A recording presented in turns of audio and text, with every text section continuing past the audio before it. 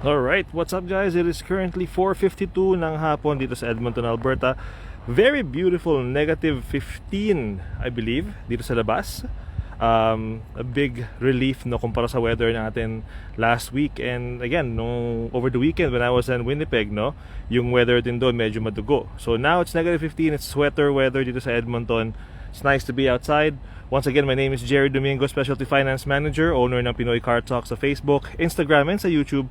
So, guys, today I'm gonna do a quick Facebook Live video because I've had a lot of questions regarding this vehicle here. So what you guys are looking at is the 4th generation 2021 Toyota Sienna Hybrid. So I have talked about this in the past, right? And there's no specific customer for this vehicle here. It just so happens nandito ako sa Toyota ngayon, checking out a Highlander for one of my clients. And you know, I figured I'll do a quick Facebook Live video talking about this vehicle. Kasi of course, you know, for many of you guys who are loyal sa Toyota, this is gonna be the next generation ng van na bibilihin ninyo pag nagpalit kayo ng Sienna ninyo. And it's gonna be completely different compared sa mga kinasanayan yung Sienna noon, right? Mainly because for the 4th generation, for 2021 and going forward, the Toyota Sienna will be exclusively hybrid. So hybrid na po siya, wala na siyang V6 na option. Okay? So instead of the 3.5 liter V6 na meron siya dati, what you guys are gonna get is a 2.5 liter 4-cylinder engine. And of course, yung hybrid system ng Toyota, which is similar actually dun sa hybrid system na nasa Toyota RAV4 na hybrid. So let's do a quick walk around ng sasakyan, so give you guys an idea of what it looks like on the exterior, no? So yun yung itsura niya. So again, very different compared sa previous generation. So what we're looking at here guys is the entry-level LE. So I figured I'll start with the LE kasi ito yung pinaka trim level na I guess would fit a lot of a lot of people's budgets. This one here is the front-wheel drive. So there is an all-wheel drive option available for the Sienna as well, but due to supply and demand actually, there is a shortage of the all-wheel drive na powertrain right now. So if you want an all-wheel drive powertrain na Sienna, it's gonna be a wait trying to get one from the factory. So yung itsura niya looks very nice compared sa previous generations, opinion ko. Especially sa likuran, take a look at that. Like, I like the way that looks. All black, naka-blackout siya. LE hybrid. So the main question that I got is, ano ba yung main difference nito kumpara dun sa 3.5 liter V6 ng previous generation? And it's the way that the engine is set up. So you're getting a smaller engine, yes, but augmented with the hybrid component ng battery. Its main goal is to, of course, help lower yung fuel consumption ninyo. So this vehicle here would make a lot of sense, opinion ko, no? If you were, let's say, doing a lot of driving in between cities, medyo malayo-layo yung biyahe mo every day, any situation na you would feel like you're maybe spending too much money on gas, this vehicle would be really good, no? Now, I know for a lot of us sa atin mga Pilipino, we like yung mga van natin, right?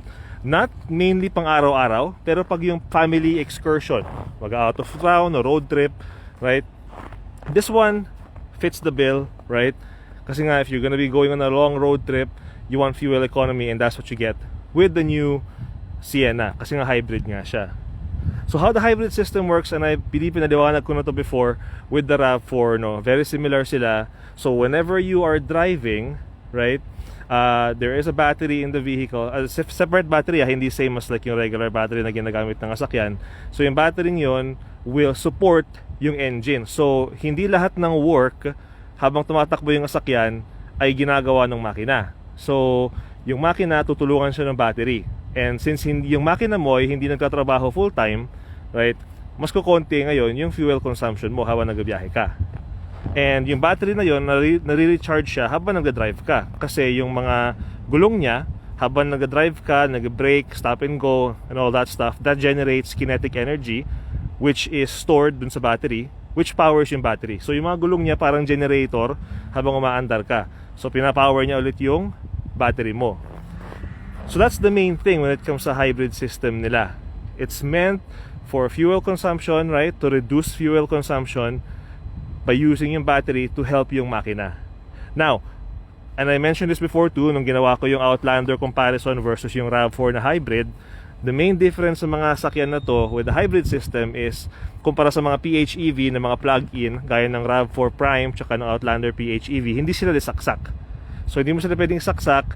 Charging the battery will be completely dependent on the kinetic energy na na-regenerate ng mga gulong mo habang ikaw ay umaandar. Now, with that being said, the good thing is hindi nag-change yung fuel requirements niya. You can still use regular 87 grade fuel when it comes sa sakyan na to. You don't need to go premium, right? You can use regular fuel pag nag-drive ka. So let's take a look inside, no? Kasi I wanted to show you guys to yung loob niya. So sa likuran, you got your backup camera there, as usual. So on the LE, wala kang power lift gate. On the higher trim levels, power lift gate siya. But still the same setup, guys. Stow and go seats. Stow and go seats to. 60-40 split. As you can see, this can go down, that can go down as well. So yung space sa likuran niya. So just like the old Sienna, diba? Yung setup niya.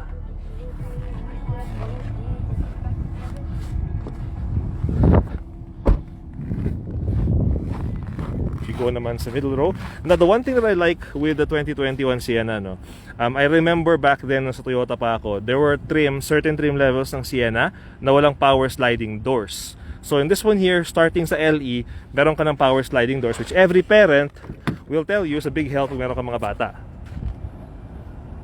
So yan siya, yung setup niya sa looban.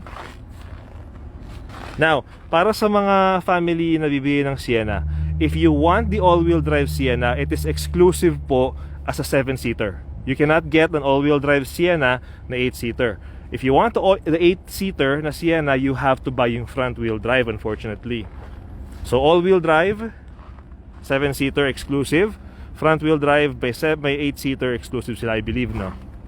So yung setup niya sa gitna. So these slide forward and backward. Same thing sa likod, 60-40. So itong dalawang tumagadugtong, that can go by itself. Hatakin mo lang siya dito. Slide it forward and back. So ayan siya. Ayan yung loob niya dito.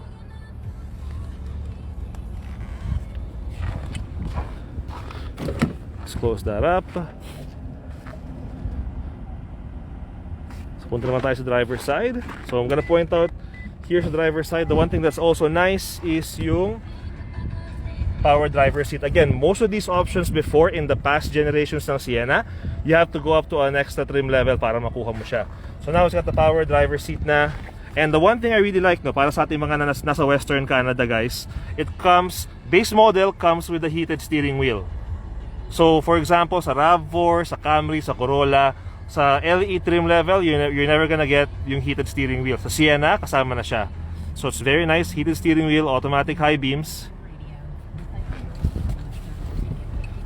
Now, ito yung, I think, ang magandang pagkaka-redesign nila. If you look here, I really like the way that looks, no? So, siyang tingnan, very nice, very visible yung design.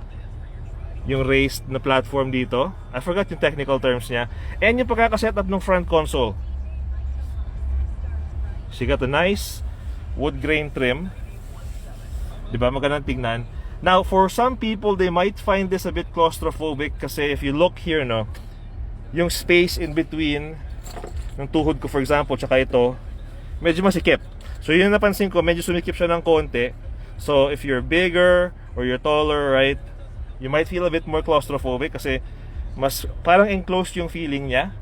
But it does look very nice, guys. It looks very classy sa opinion ko. So I'm gonna show you guys. Ayan yung kanyang backup camera. Again, very nice coverage. Kitang-kita siya. And again, same thing nung feature ko sa RAV4, yung system of how the battery works. So ayan yung battery niya. So right now, hindi siya na-charge ng fully. Ayan yung motor, right? Ayan yung engine mo. So meron pa rin siyang engine. It's like a regular vehicle pa rin. Meron pa rin siyang engine. Diyan pa rin siya nag-rely most of the time, right?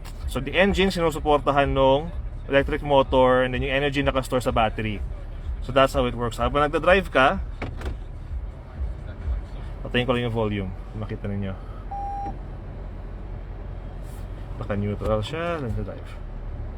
So pinapandar ko siya ngayon. So as you can see, no, sa gulong, sa may red na arrow na makikita nyo, yung gulong nag-generate ng energy, right, go sa motor, and then the motor turns that into energy, lalagay siya sa battery. So that's how it works.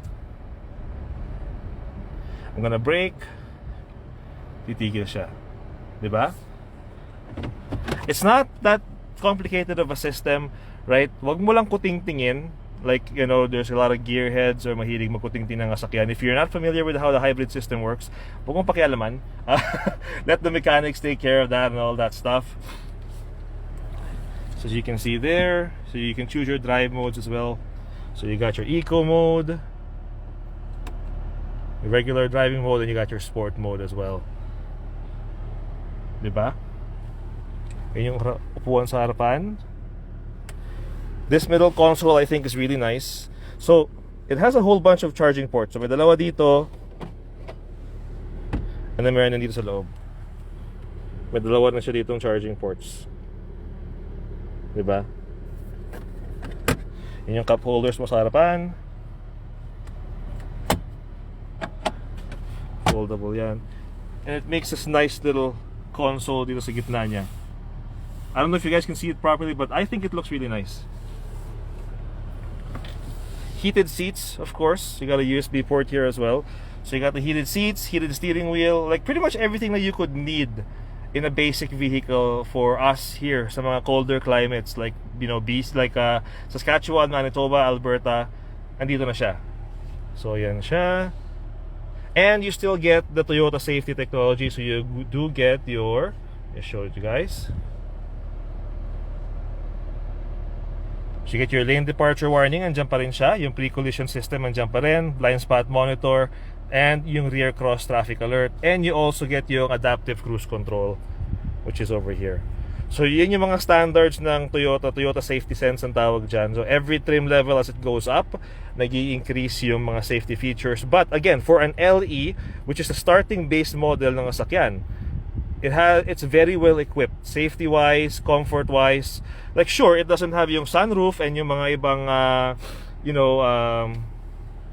vanities, I guess, but if you want to be practical, it has everything that you could need. So let me pop yung hood para makita niyo yung loob ng makina. Push button start din po pala siya, forgot to mention that. So buksan natin yung kanyang hood dito.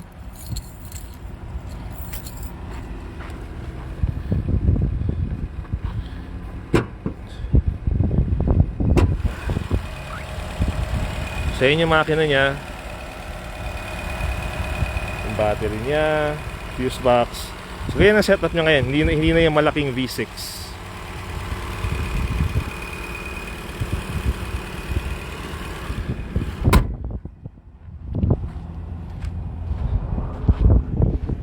So going forward guys, lahat ng Sienna will look like this na. Wala na yung V6 engine, right? Wala na yung previous design. It's gonna start looking like this moving forward, and it's gonna be completely hybrid. Okay? So meron silang hybrid din, meron na rin silang all-wheel drive for 2021 na model. So those are the only two minivans in the market na may all-wheel drive tsaka hybrid. Now, I haven't done enough research on the Kia thing, yung papalit sa Sedona, yung Caravan. Yung Carnival, sorry, the Kia Carnival. I haven't done enough research on the Carnival. So right now, as far as I know, ito lang yung merong hybrid tsaka all-wheel drive when it comes sa mga Asian brands, when it comes sa minivan. Kasi unfortunately for us, sa amin sa Honda, wala pa kaming hybrid when it comes sa mga van namin. Eh wala rin kaming all-wheel drive. So exclusively nasa Toyota Sienna sila. So there you go. Again guys, it's just a basic introductory video, no? For you guys who are considering getting a minivan, what to expect for 2021 going forward when it comes to the Toyota lineup.